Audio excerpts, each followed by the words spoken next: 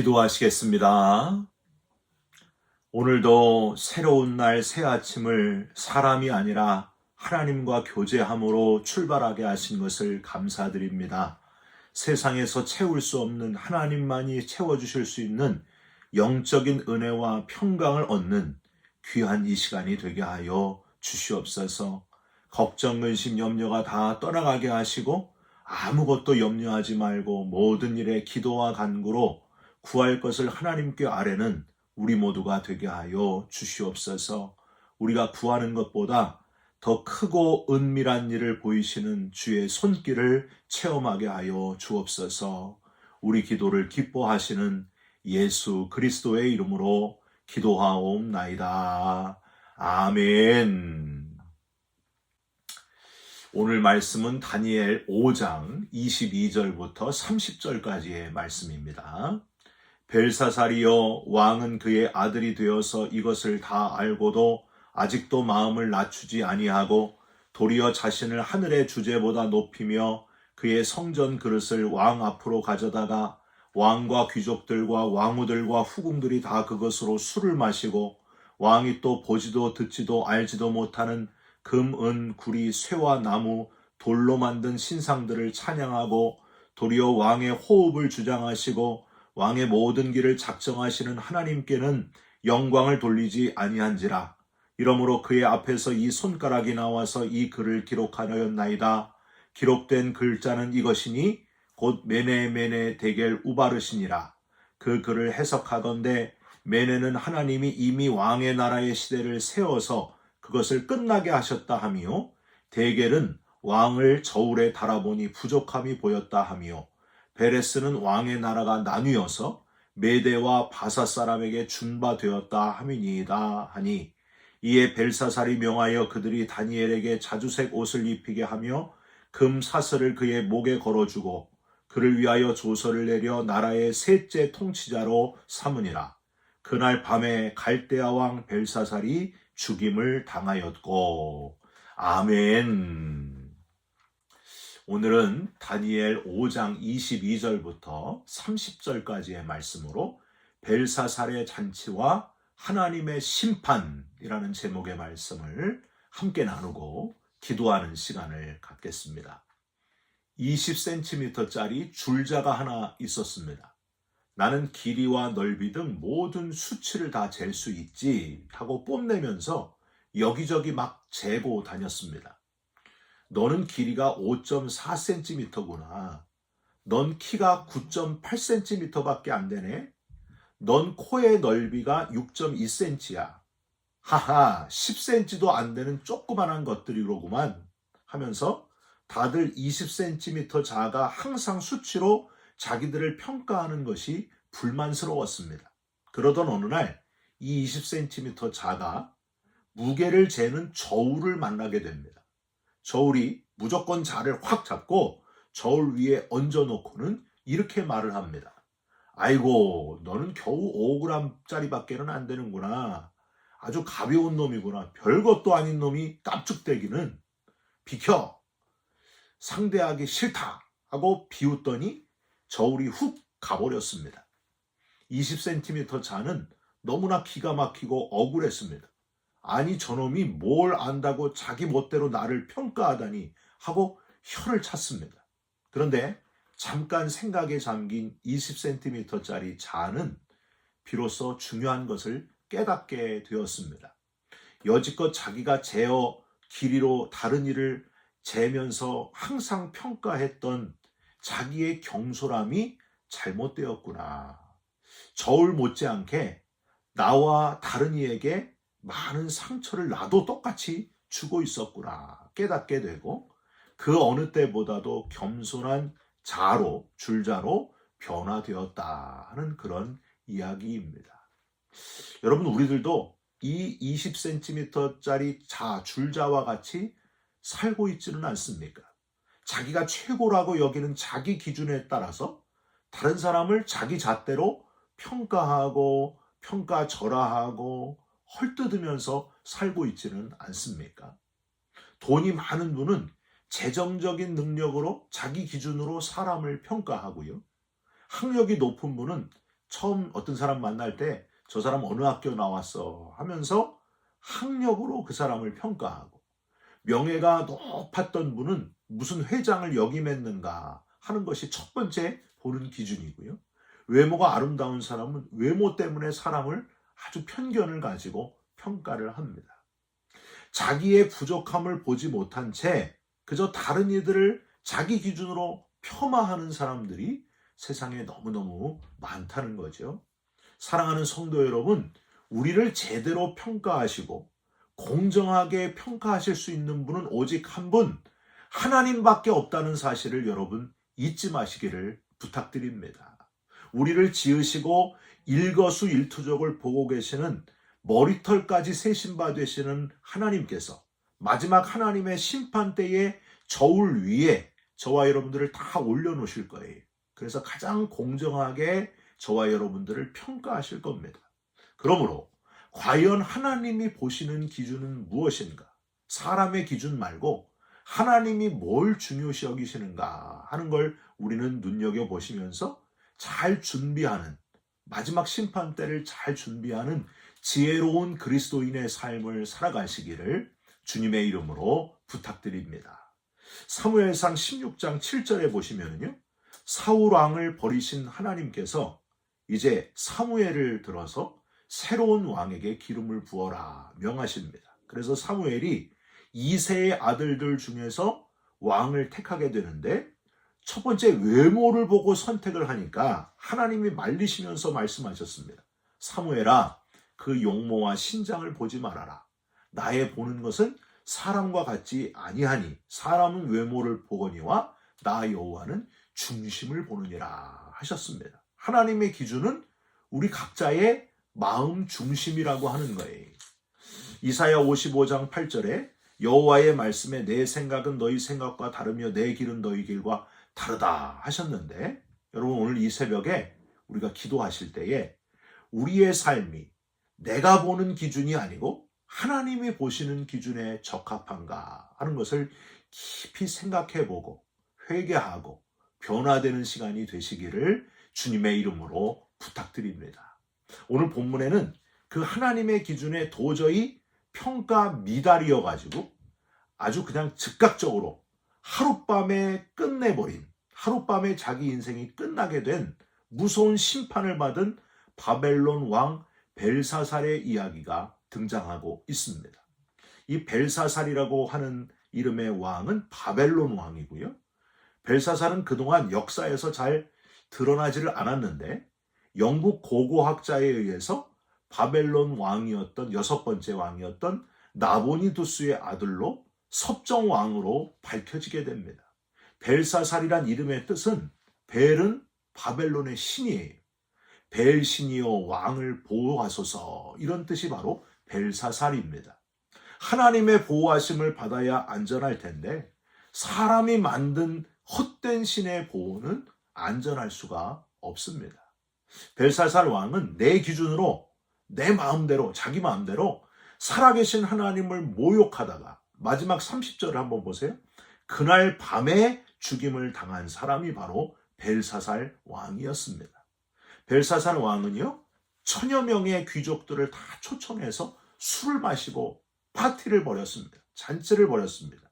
여러분, 1000명의 귀족이라는 거는요, 당대 바벨론의 권세가 얼마나 어마어마했는지를 알려주고 있습니다. 문제는 하나님의 전에 있던 이 남유다를 멸망시키면서 가져왔던 그 그릇들, 예루살렘 성전에서 탈취해온 그 거룩한 그릇들을 가져오라고 해가지고 거기다가 죄다 술을 부어가지고 다 1000명이나 되는 귀족들이 마시게 했다는 거예요.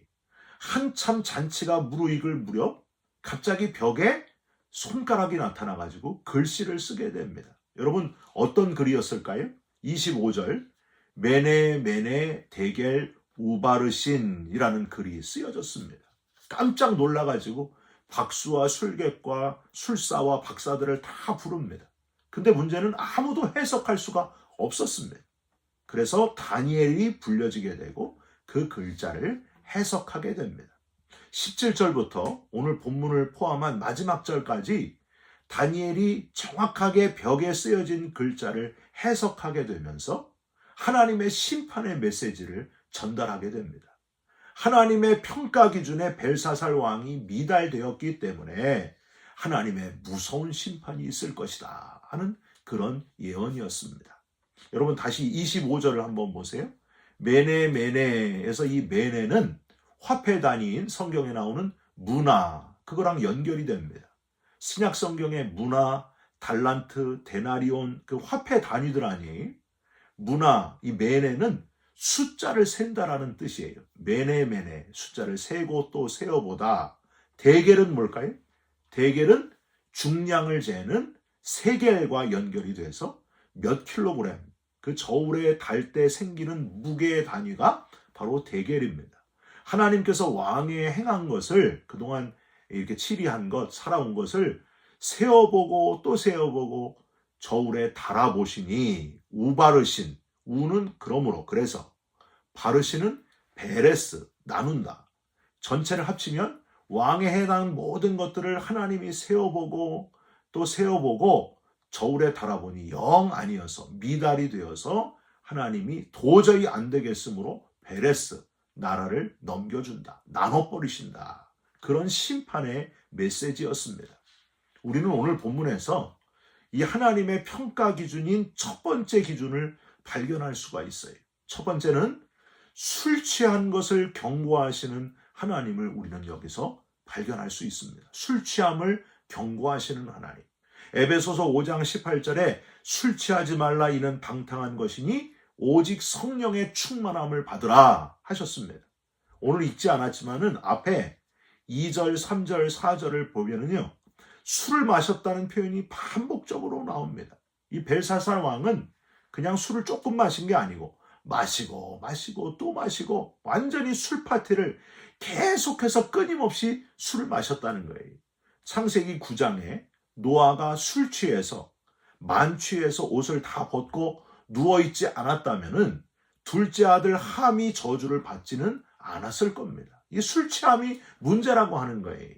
창세기 19장에 소돔 고모라가 불탈 때에 소알성으로 피했던 롯의 가족들을 여러분 기억할 겁니다.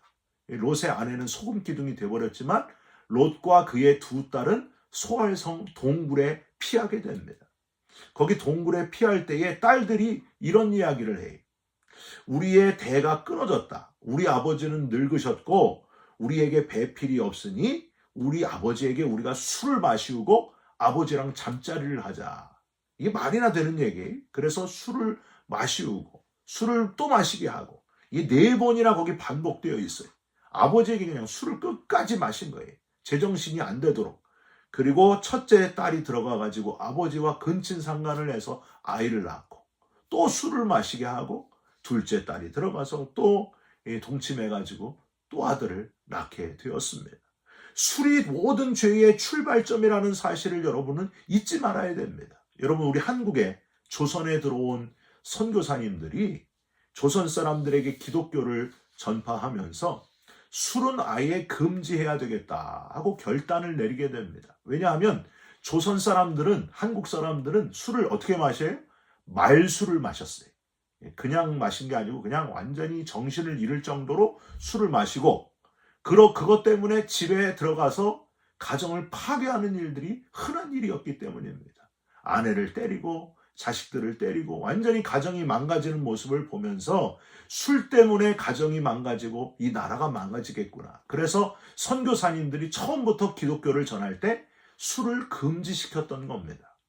술을 마시고 서로 싸우고 문제가 심각했던 것을 보면서 우리에게 세워주었던 술을 마시지 않는 기독교, 이게 아주 자랑스러운 기독교, 죄의 출발을 막는 아주 훌륭한 일이 되었다고 하는 거예요.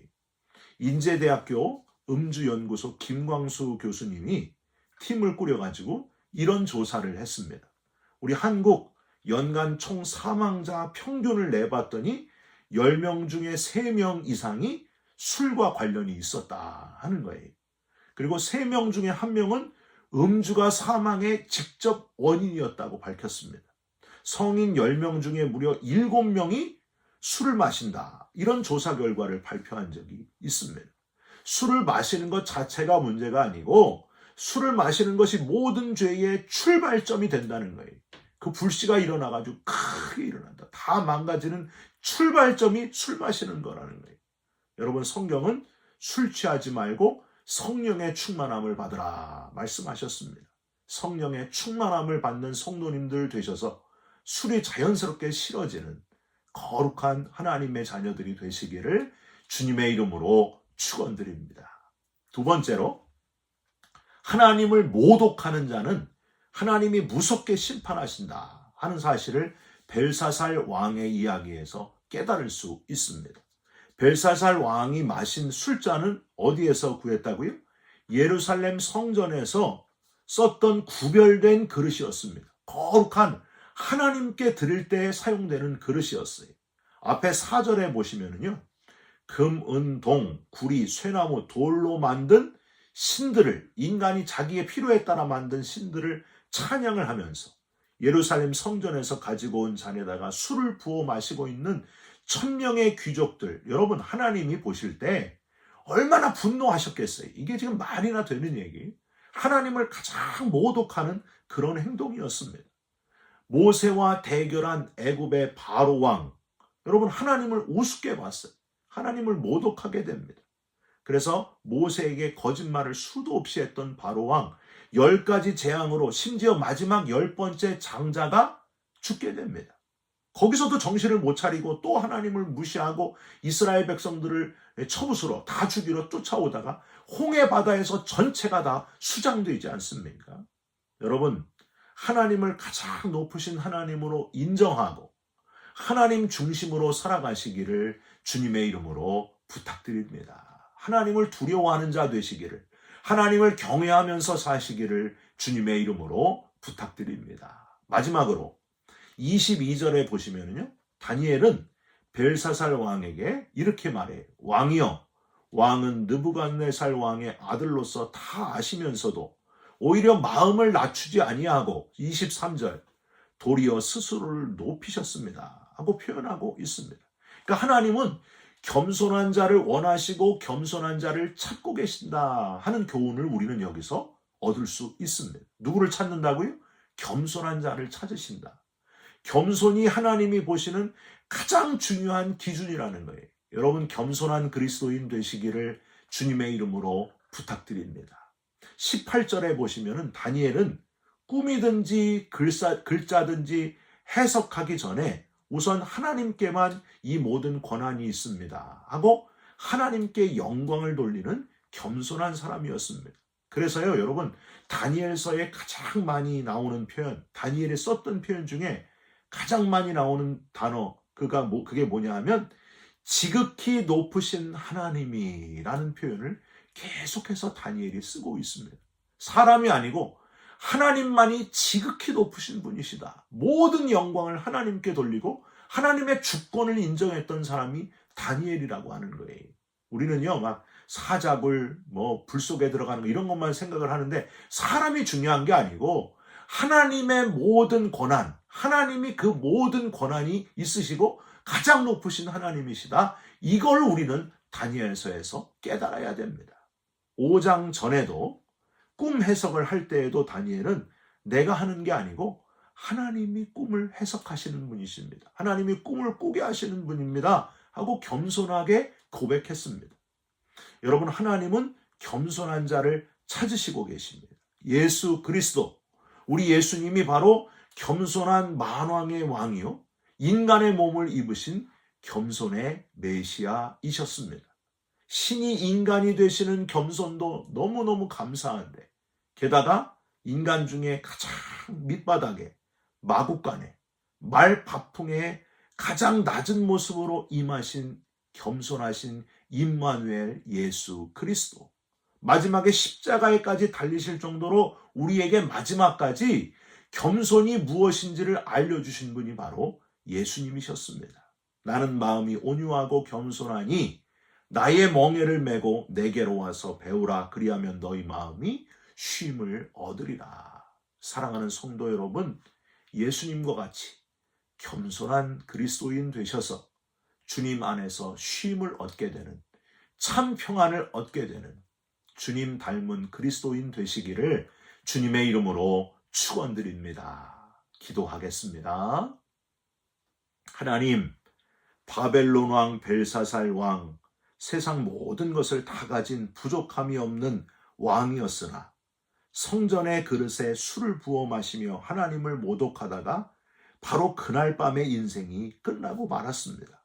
우리 인생도 그렇게 어리석고 허무하게 될 수 있음을 깨닫게 하여 주시옵소서. 나의 자금을 알고 겸손히 주님을 따라가는 참 그리스도인 되게 하여 주시옵소서. 예수 그리스도의 이름으로 기도 올리옵나이다. 아멘. 하늘에 계신 우리 아버지여, 이름이 거룩히 여김을 받으시오며 나라가 임하시오며 뜻이 하늘에서 이룬 것 같이 땅에서도 이루어지이다. 오늘 우리에게 일용할 양식을 주옵시고 우리가 우리에게 죄진 자를 사하여 준 것 같이 우리 죄를 사하여 주옵시고 우리를 시험에 들게 하지 마옵시고 다만 악에서 구하옵소서. 나라와 권세와 영광이 아버지께 영원히 있사옵나이다. 아멘. 사랑하는 성도 여러분, 가장 높으신, 지극히 높으신 분은 하나님 분이십니다. 하나님을 의지하고 겸손한 그리스도인의 삶을 살아가는 저와 여러분이 되시기를 주님의 이름으로 부탁드립니다. 여러분 사랑합니다. 축복합니다. 감사합니다.